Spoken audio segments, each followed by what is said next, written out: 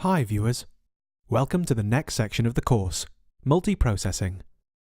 In this section, we'll first look at the working with GIL and Daemon processes. Then we will demonstrate to identify and terminate a processes with working example.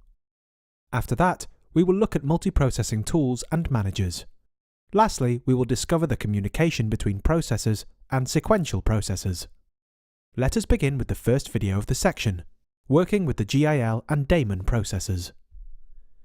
In this video, first we will learn to utilize sub-processes. Then we will understand Daemon processes with the help of working example. Let's begin with GIL. The Global Interpreter Lock, or GIL, can be a truly performance-hindering mechanism at times for our CPU-bound tasks. Multiprocessing in Python allows us to express our programs in such a manner that we can fully utilize the processing power of our CPUs. Next topic is utilizing sub-processes. Within Python, we have the ability to spin up multiple processes that can be executed on separate cores within our CPU. Let's take an example. So, we will create a new document and name it as subprocesses.py. Then add this code snippet in the newly created file. In this example, we create a child process which will simply execute some print statements. This represents the simplest way you can spin up child processes using the multiprocessing module, and it's probably the clunky way you could go about implementing multiprocessing in your Python applications. Save the file and navigate to the terminal.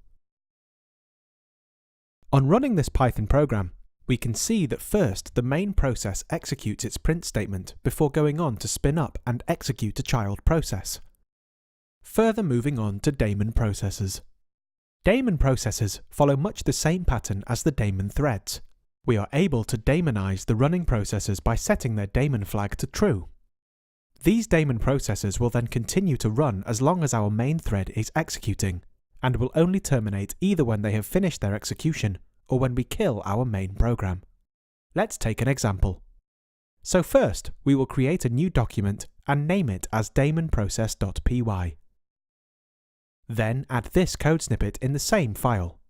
In this example, we'll look at just how simple it is to define and start your own daemon processes in Python.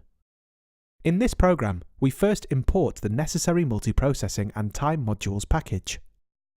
We then go on to define a function, which we'll set as the target of the daemon process that we are about to create. Within this daemon process function, we first print that we are starting our process, and then we go on to print the current process. After this is done, we simply sleep for 3 seconds, and then print a message that our daemon thread is terminating.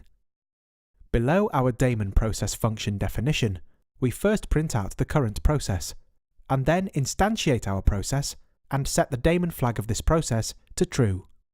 Finally, we carry on with the work our main process has to do, and then our program terminates shortly after. Let's save this program and run it on the terminal. On executing the program, we can see that it first outputs the main process from our current process function call. We start our daemon process and then call the same current process function from within that process. Note that the differences between our main process and our daemon process, that here the process 1 states that it is started and displays that it is indeed a daemon process. That's all about GIL and Daemon processes.